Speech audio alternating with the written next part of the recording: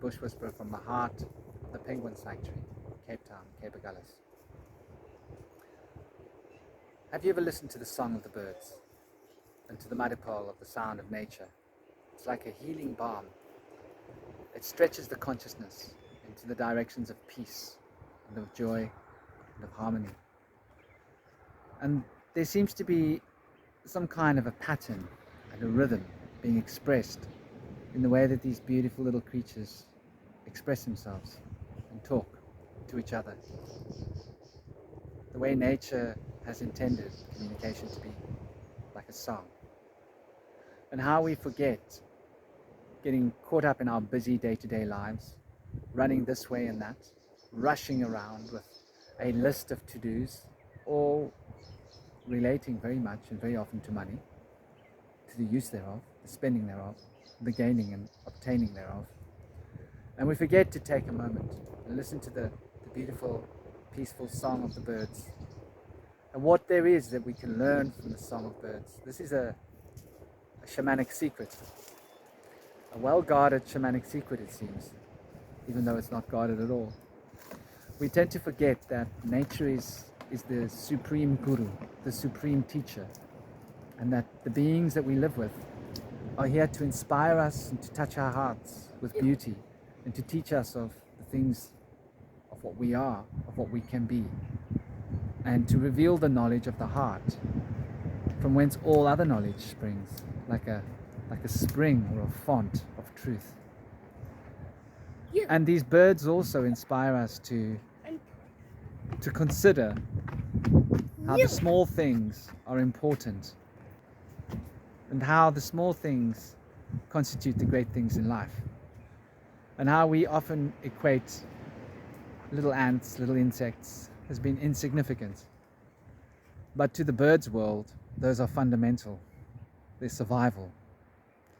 I have a big spider living on my ceiling. It's a bit scary. It's a very big spider. And I reckon it's got a nasty bite. And so I've been adjusting to this spider being sort of quite close to me, where I am. And when I'm sleeping, it comes quite close to where I'm sleeping.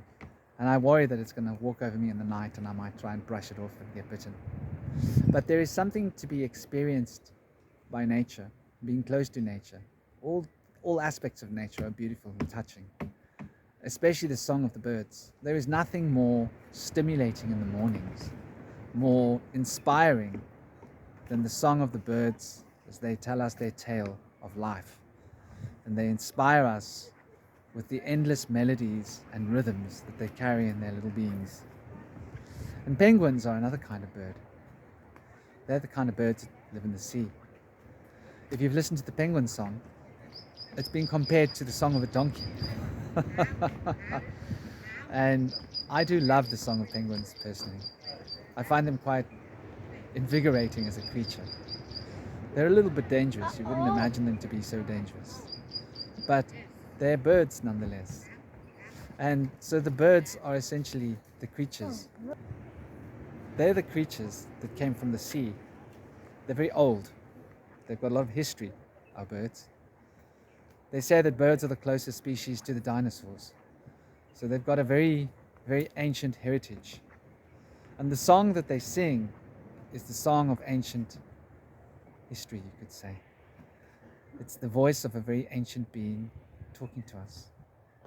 And there's something mystical about the song of birds, and the way that the song can touch the heart in the most gentle and beautifully stimulating way, in which one can totally forget oneself and one's troubles. I find that listening to the bird song is probably one of the most therapeutic things that I can do.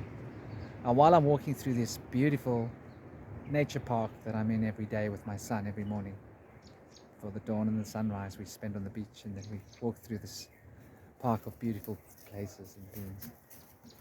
And here we go. These are the little, I hope you can see them, the little characters of my world. Share my life with these little guys. I won't get too close because I like having 10 fingers. And as cute as they are, they're also dangerous. But next time when you listen to the birds, allow yourself to become immersed in this bird song. Allow it to become a conduit towards the inner path of beauty.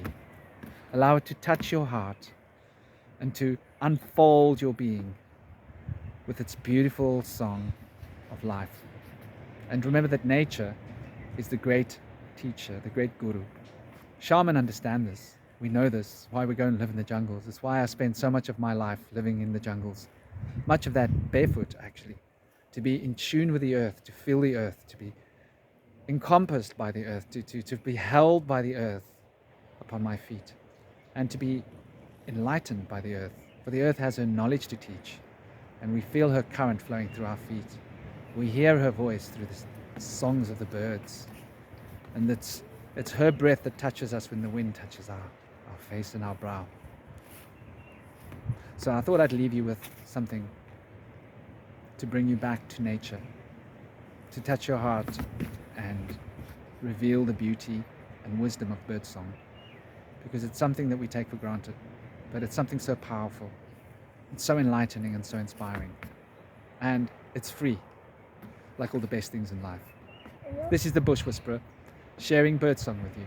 So much love. Be well. Enjoy. Om Namo Shivaya.